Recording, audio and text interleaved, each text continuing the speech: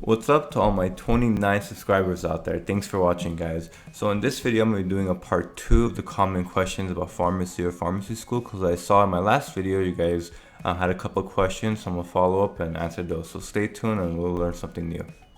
So before we get started, I want to let you guys know that I got this new lighting system to help give better lighting in my videos. I'm still kind of working on it because I see there's a shadow in the background that I kind of don't like. So if you guys have any tips or advice about how to set up my lighting in my room to get better quality videos, please let me know.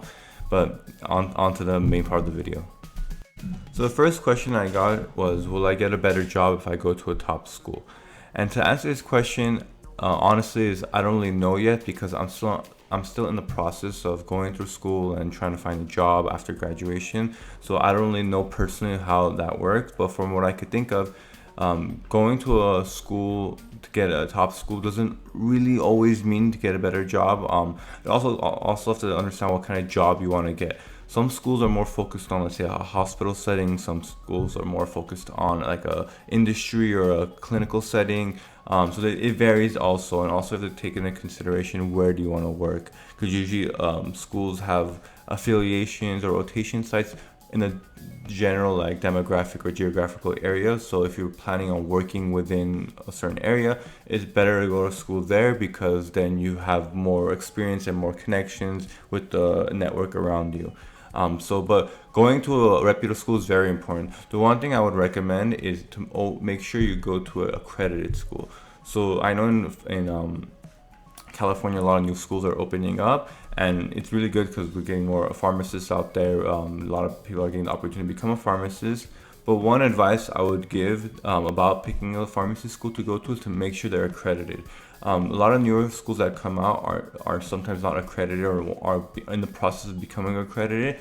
This is very important. I think this is the most important thing, is because if a school is not accredited and you graduate from that school, you will not be able to take the board exams. And at the end of the day, the board exam is what you are paying and striving towards. A pharmacy is cool enough because you have a doctoral degree, but to be able to actually practice pharmacy legally, you have to have a license, and you get that license only through a board. So if your school is not accredited, you won't be able to get a board, you won't be able to take the board exam, and thus you won't be able to practice as a pharmacist, which is what you're trying to go. So making sure the school is accredited is the number one priority, and then also like figuring out like where you want to go, what kind of pharmacist you want to be, where do you want to work. All those factors play into a role about picking a school. But going to like a top tier school does not really mean you're gonna get a better job. It just means you have better recognition, but also like it's also about who you are as a person and your individual value to a place you're working.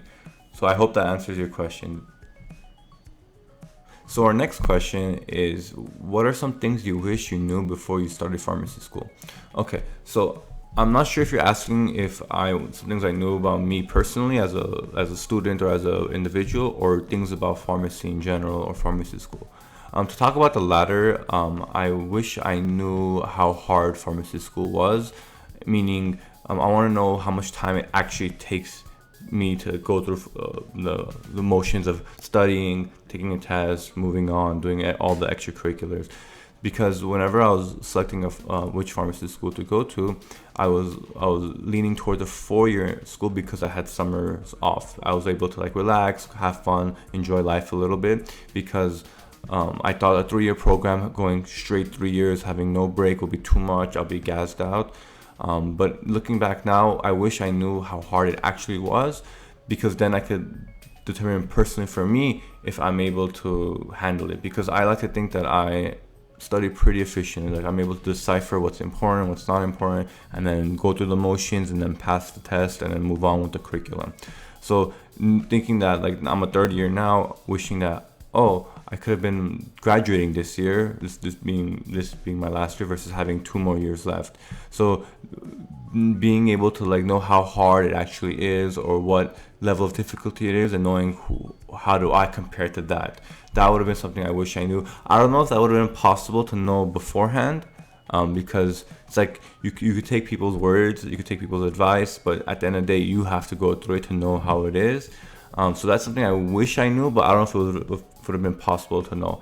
I'm still happy with my decision about which school I went to, but that's something maybe I wish I knew. But at the end of the day, life is life. So everything happens for a reason. So I hope that answers your question.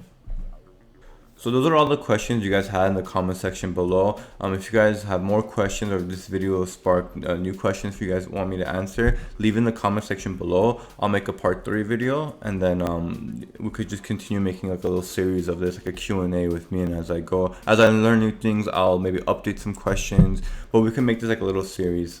For my next video that I'm planning on doing, we're going to talk about heartburn. So all you guys who drink too much, have a lot of heartburn, like stomach pain, I'll give you some good recommendations on how to alleviate those symptoms. So make sure to subscribe, guys, and then like this video. Thanks for watching.